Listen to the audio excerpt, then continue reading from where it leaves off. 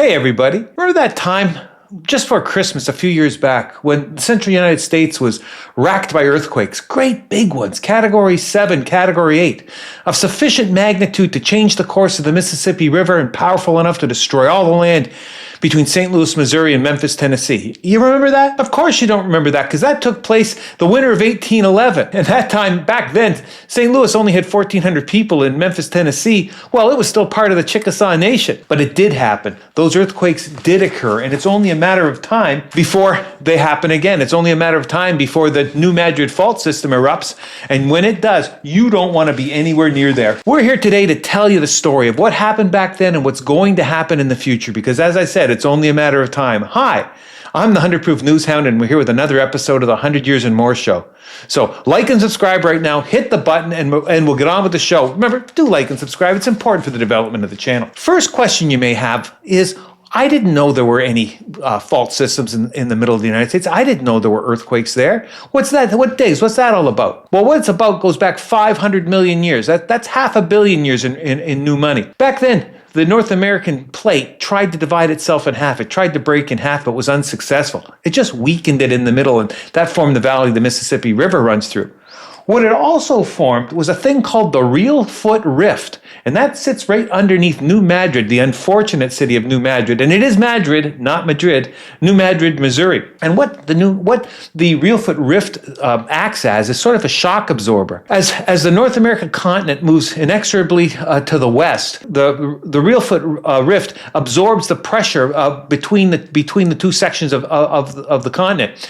The pressure builds up, and eventually it has to release that pressure, and it does so in a very unique and powerful way. When it blows, it really blows. And it's not, well, you're going to see, it's not like a normal earthquake. It's not a one-day occurrence. It doesn't just happen. It's as if something's trying to squeeze itself through the Real Foot Rift. And as we'll see in this, it takes months. Our story's actually going to begin not at New Madrid, not at St. Louis or Memphis. It's going to take place. We're going to open the story 500 miles away in Pittsburgh, Pennsylvania. Why there?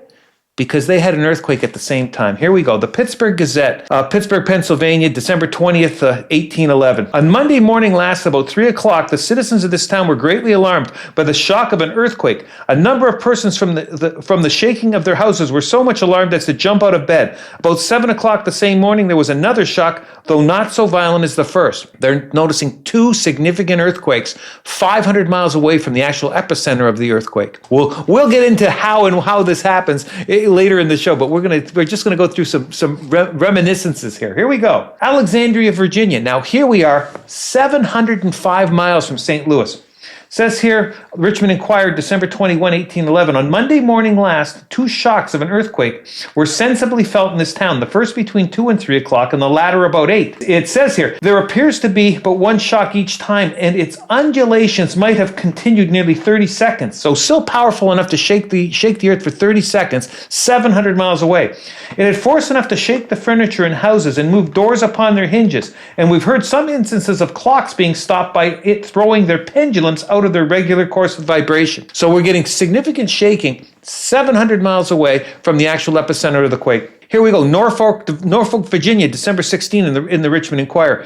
Two very sensible shocks were felt in this town at 3 o'clock this morning and at 8. The clocks were all stopped, and doors and things suspended from the ceilings of the shops and stores oscillated violently, though a dead calm prevailed. Its course was from west to east, so they could tell it was coming out of the west, and it was violent enough to shake. Well, the oscillations were still quite violent, 700 miles away. Here we have an interesting report from the Edenton Gazette, Edenton, North Carolina, December 17, 1811. It says here, a shock of an earthquake was felt in this town yesterday morning at 8 o'clock. The warehouse of McDonald's Wharf was shaken such that a person working there could scarcely keep their feet.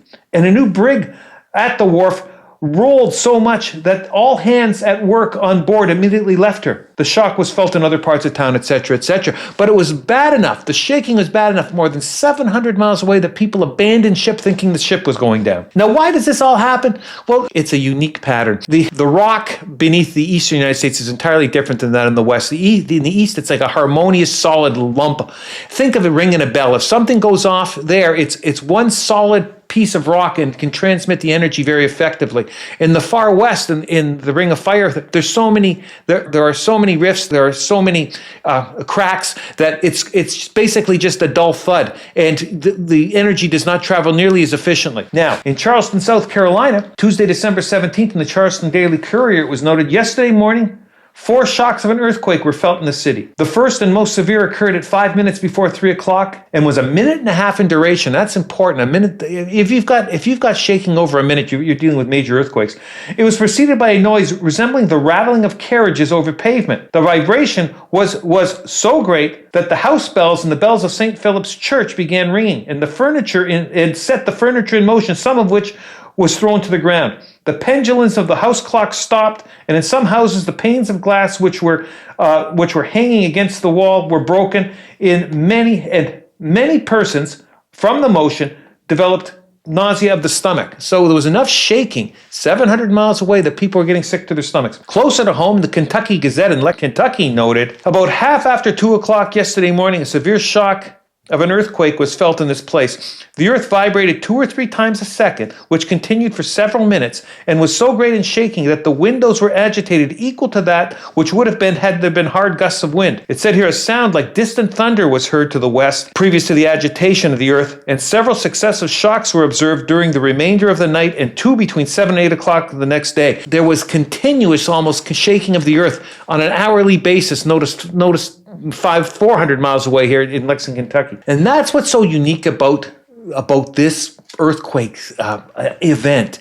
It's not like, well, think of the worst earthquakes you can think of. That 9.2 one in Japan in 2011 that caused the tsunami. It shook the ground for about 4 minutes. The tsunami comes, but then it's over. It's a one-day event. You can start rebuilding, repairing, saving people's lives immediately. That's not what happens here. We're going to deal with an event that took place between December 16th and February 7th. And here's what it had.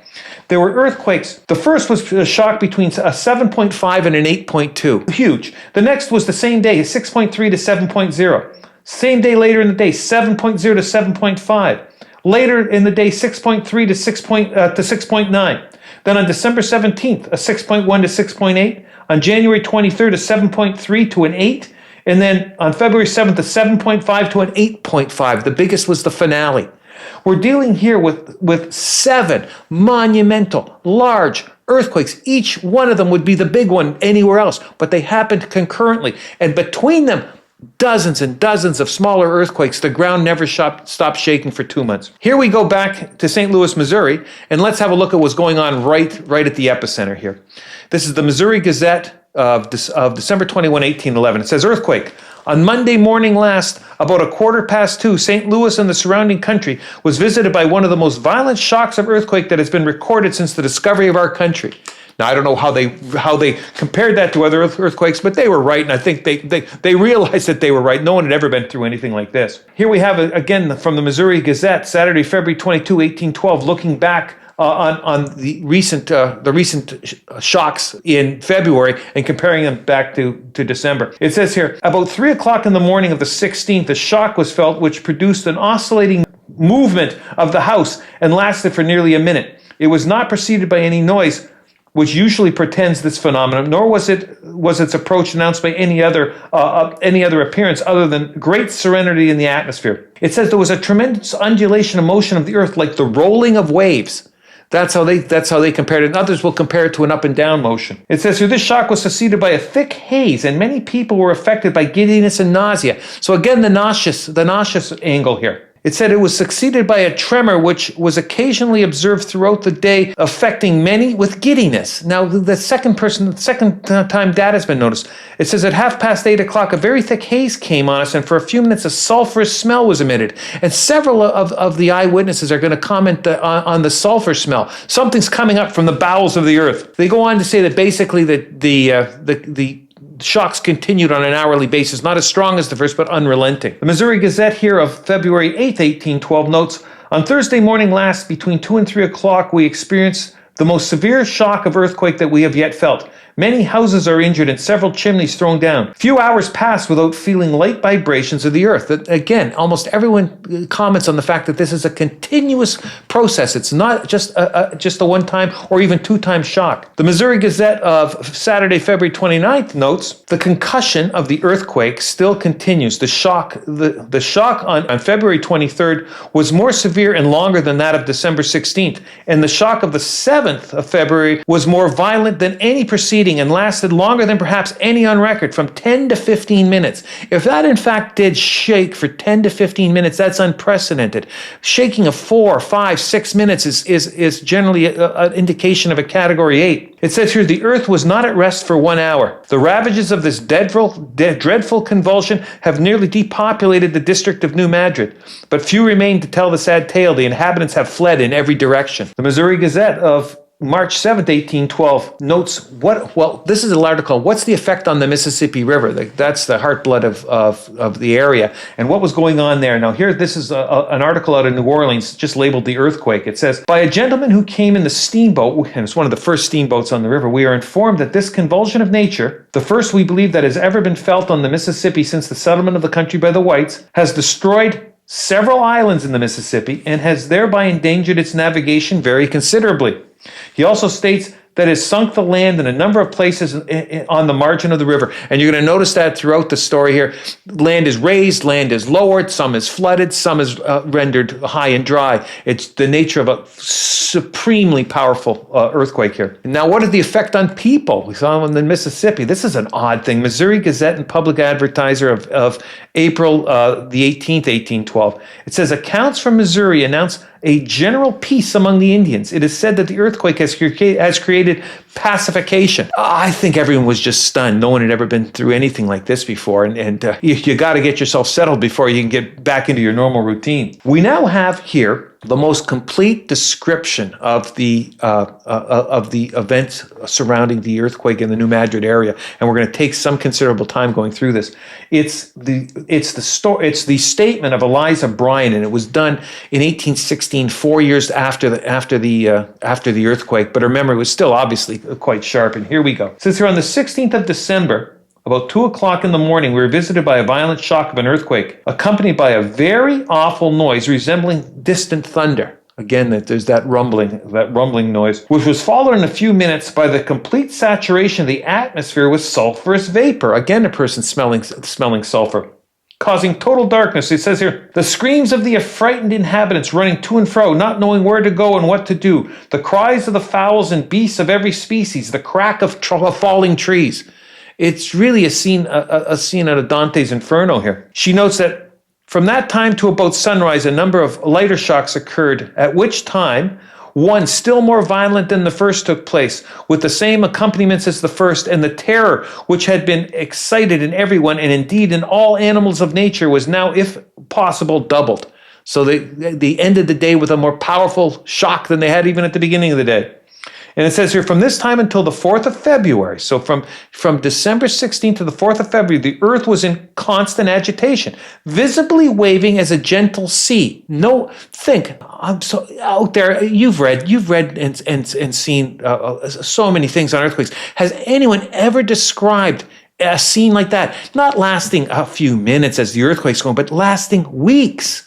Nothing like this I'm unaware of anything of this type happening anywhere in the world. If I'm wrong, please note it in the comments section, but I think this is an absolutely unique event. It says, on that day, there was another shock nearly as hard as the preceding one. Next day, four such, and on the 7th, about 4 o'clock a.m., a concussion took place so much more violent than those which had preceded it that it was denominated the hard shock. So the one in February now is known as the hard shock because it was worse than everything that it preceded it. The last one was by far the most powerful. And what happened in the Mississippi? She's got the best accounts of the river.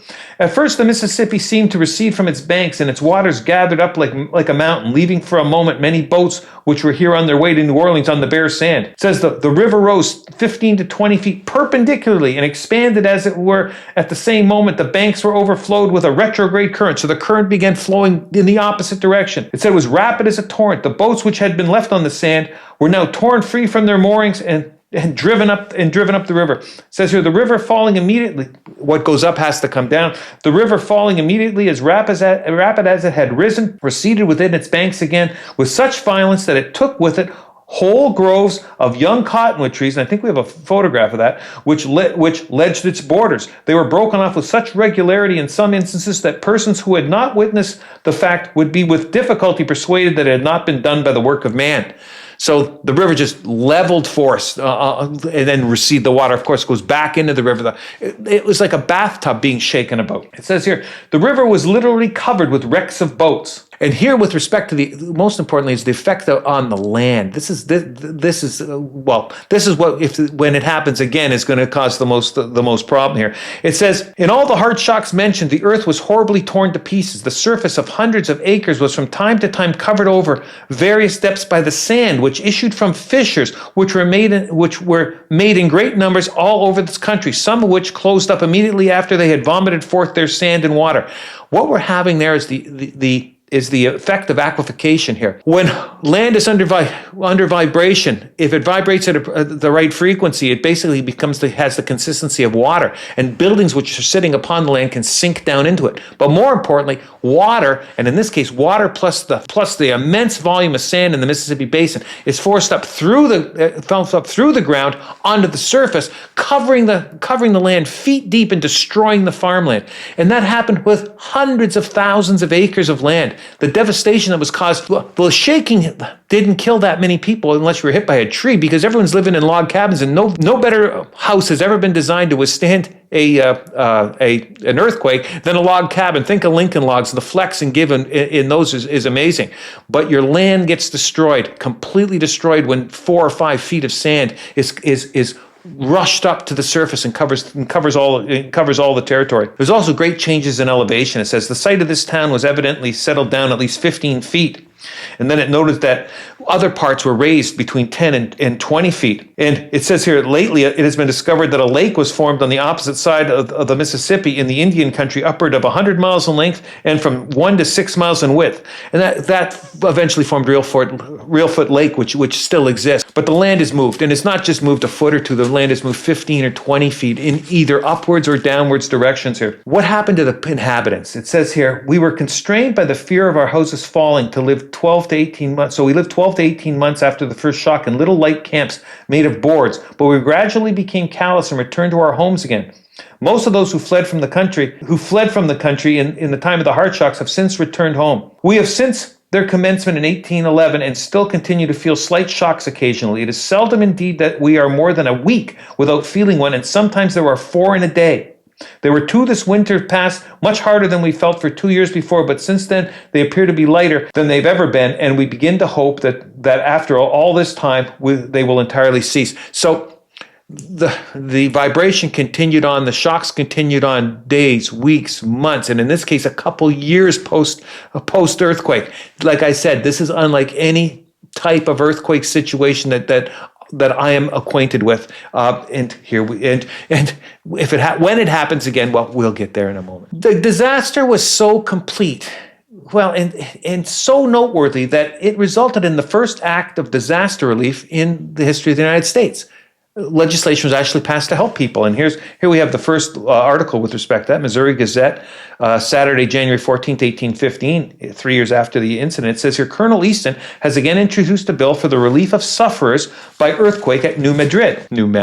And what did the bill say? Well, it said that every person or persons claiming lands in the county of New Madrid and whose lands have been injured by earthquakes shall be, and they are hereby authorized to locate the like quantity of land on any public lands of the said territory. What it is if you've had 100 acres of land and it was damaged by the earthquake and covered with its sand, you could go pick out 100 acres of public land, and since 99% of the land in the Missouri Territory was public, you were allowed a free exchange, a free swap. And that's the first time in the history of the nation that legislation to that effect was put in place for the relief of people who have been disaffected by some kind of natural disaster. Well, that was a heck of a ride. That was what happened. So there's what happened in 1811, 1812, a completely unique, a calamitous situation, unprecedented. But now it is precedented, and we got to look at what would happen if it were going to happen again. And it's going to happen again. But when is it going to happen again? It's hard. They got to do like forensic geology to go back through the stratas of layers of sand and dirt and rock and try to make some kind of determination of how often does this happen, because it does happen on a periodic basis. And the best I can tell from the sources that I've been able to tap into is that they're looking at a recidivism. They're looking at a thing coming back every 200 to 800 years. Well, we're already 210 years in. Most of the guys say 300 to 800, but for our purposes, 200 to 800, but nobody knows. And no matter what it is, we are talking in terms of hundreds of years. This isn't like the Yellowstone supervolcano where it repeats every several 100,000 years. This is a realistic time frame.